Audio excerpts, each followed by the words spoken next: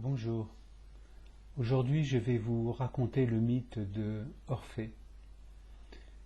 Orphée, c'est l'histoire de ce personnage masculin dans la Grèce antique qui est l'archétype de la relation avec les arts et la communication avec le monde de l'invisible.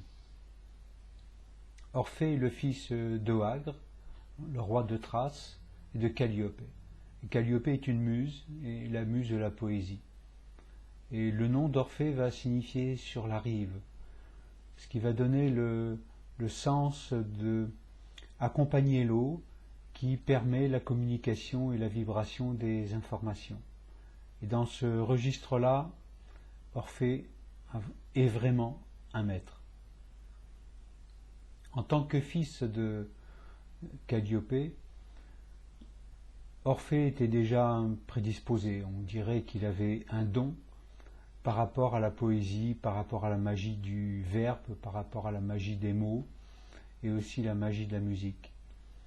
Donc dès son plus jeune âge, Orphée va être instruit aux arts par Linos, le même Linos qui a tenté d'instruire Héraclès, mais Héraclès était d'un tempérament vraiment autre, presque opposé à celui de Orphée.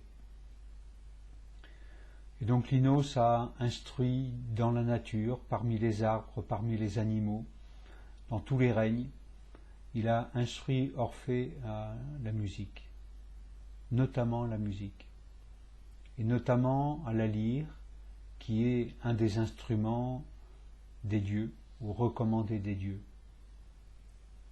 Et très vite, dès son enfance, Linos, qui pourtant était un maître des arts, a reconnu que Orphée, l'élève, commençait à dépasser le maître.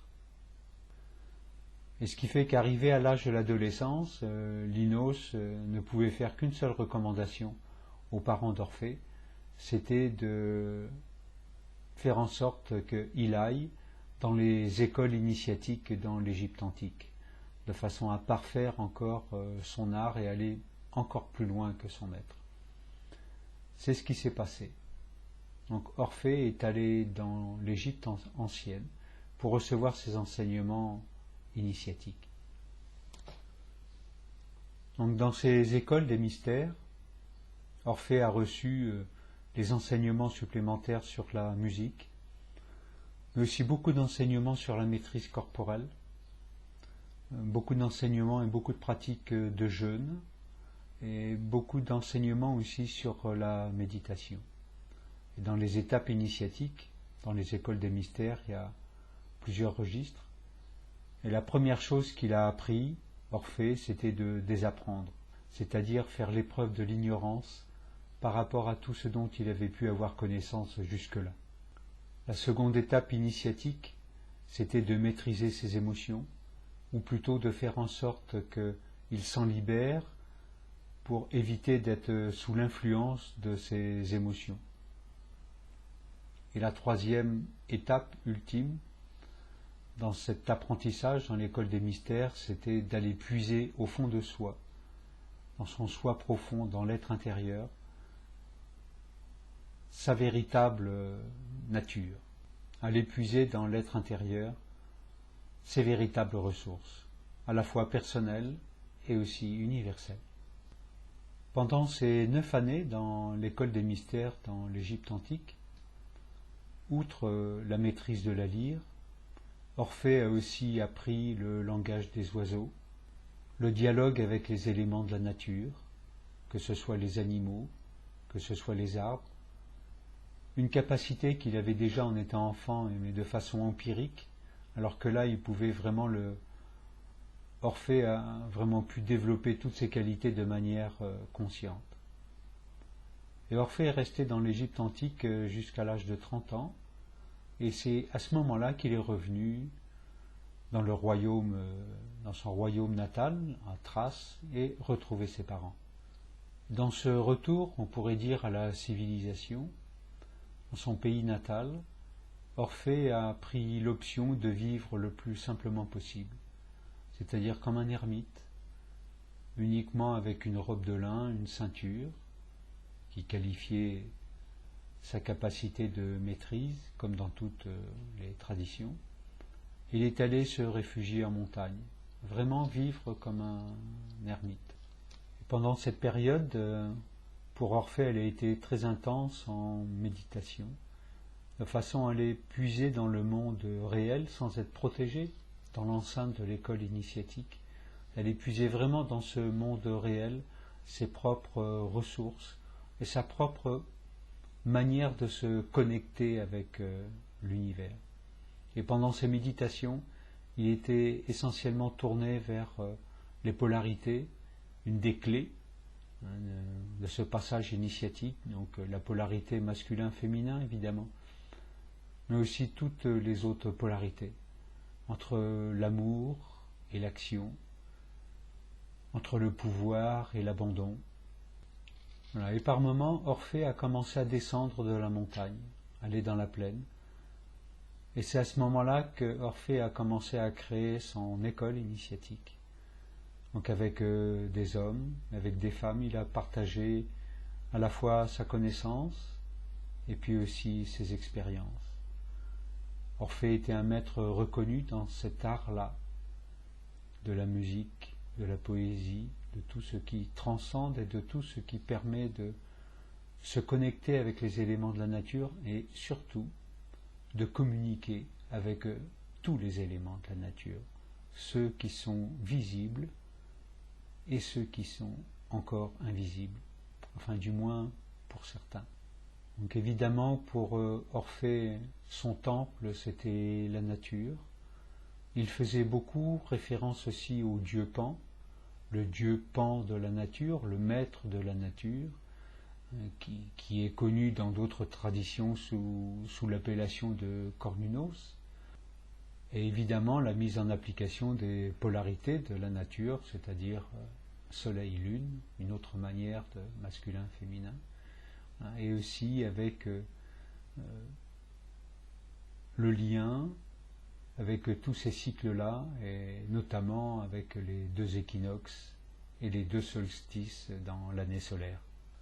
Et parallèlement à ces enseignements qui étaient ouverts à tout public, Orphée animait aussi des enseignements beaucoup plus ésotériques. Et cela, il se déroulait au pied de la montagne, c'est-à-dire dans les grottes, le mythe de la caverne. Et c'est dans ce milieu-là qu'Orphée initiait les personnes qui pour lui étaient les plus sensibles, les plus prédisposées. Donc ceci veut dire que ce n'étaient pas les élèves qui choisissaient d'être initiés par Orphée, mais c'était Orphée qui, lui, les désignait.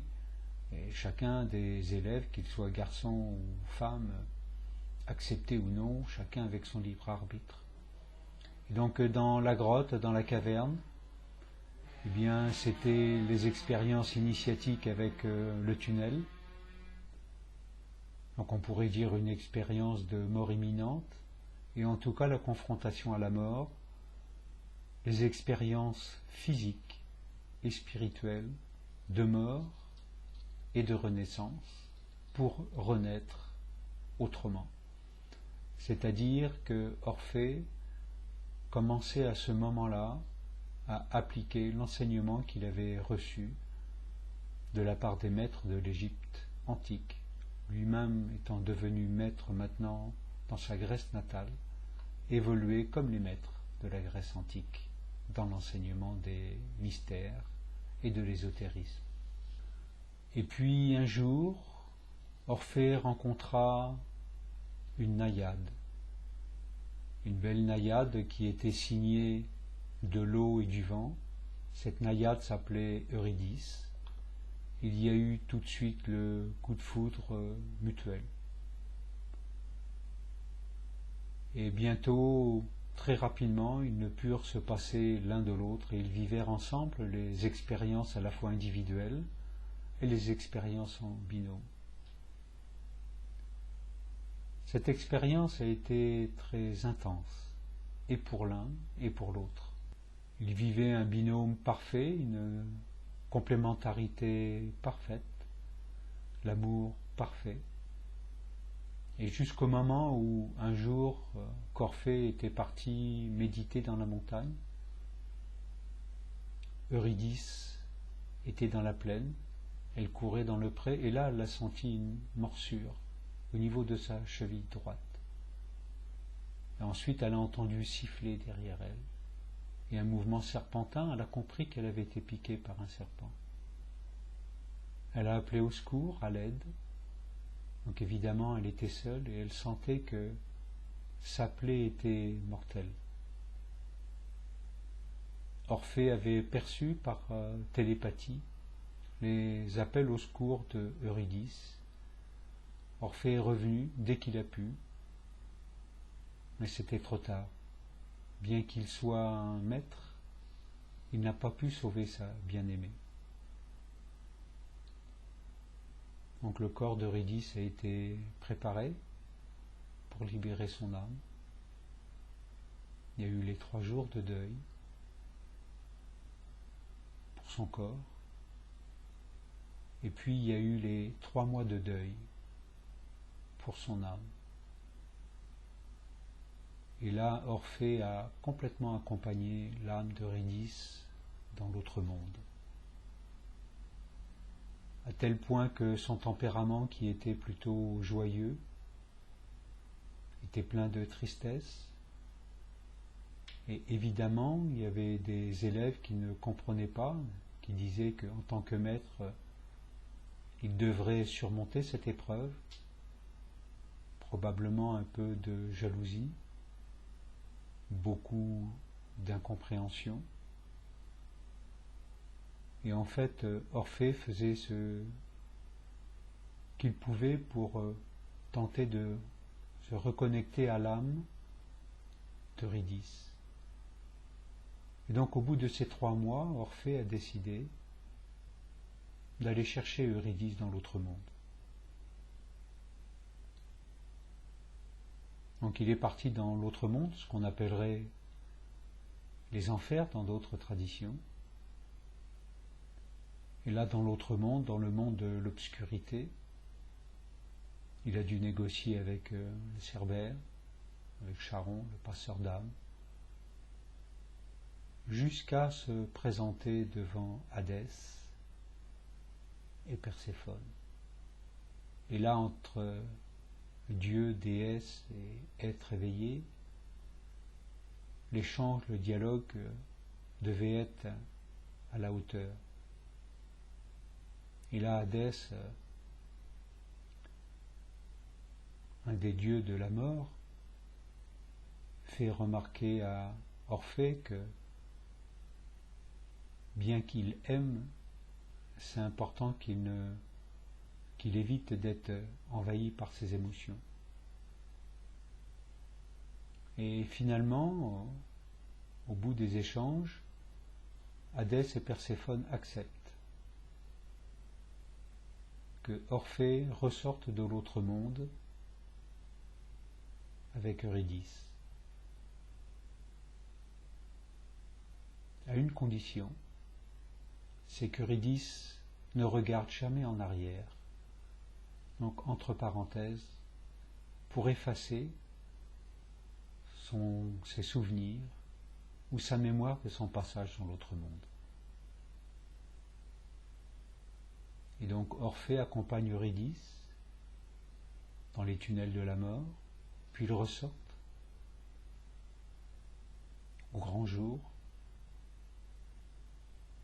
Et là, à un moment, Orphée sent qu'il n'y a plus la présence d'Eurydice à côté de lui, derrière lui. En fait, ce qui s'est passé, c'est que Eurydice croyait être complètement sortie des ténèbres, et elle a eu un geste bien humain, c'est-à-dire de regarder en arrière. Et à partir du moment où Eurydice a regardé en arrière, elle a rompu le pacte, et donc elle a été de nouveau attirée définitivement vers l'autre monde. Malgré la connaissance d'Orphée, Il a cherché pendant 7 jours et 7 nuits. Il est retourné dans l'autre monde, parce que lui était capable de faire l'aller-retour, sans pouvoir retrouver Eurydice. Alors Orphée est allé dans une nouvelle période de deuil, qui elle a duré 7 mois entiers. Les arbres accompagnaient sa tristesse. Les animaux accompagnaient aussi sa peine. Tous les règnes de la nature étaient au diapason avec l'état d'âme d'Orphée. Dans une communication douloureuse et parfaite. Et au bout d'un certain temps, il y avait des personnes qu'Orphée avait formées aux arts de la musique, de la poésie, de la transcommunication, de la communication avec les éléments de la nature. Voilà, il y a des personnes qui se sont montrées de plus en plus jalouses, qui ont commencé à être de plus en plus méprisants par rapport à tout ce que Orphée avait pu m'apporter. En fait, elles ne comprenaient pas, parce qu'elles n'avaient pas fait le même chemin que lui dans sa profondeur. Donc ces personnes, ce sont les personnes qui avaient adoré Orphée, et qui maintenant basculaient de l'autre côté, étaient en train de le haïr. Et ces personnes qui ont adulé Orphée ont commencé à lui jeter des pierres. Pas au sens figuré, au sens propre. Au sens propre, Orphée a été lapidé de manière brutale, à tel point que son corps a été démembré. Et même démembré, son corps était encore vivant. Il émanait encore quelque chose de lui. Parce que Orphée était allé si profondément dans son âme que la dernière image qu'ont vue les personnes d'Orphée, c'était sa tête qui avait été coupée, qui était posée sur une feuille de nénuphar qui dérivait sur l'eau. Et de sa tête, la bouche était ouverte. Et Orphée continuait de chanter ces mélopées que les humains ne comprenaient pas et que les animaux comprenaient, que les arbres comprenaient, que tous les autres règnes comprenaient. Et c'est ainsi que Orphée, avec tout ce qu'il peut représenter, est toujours présent dans notre cœur, et encore heureux pour nous. Merci et à bientôt. Au revoir.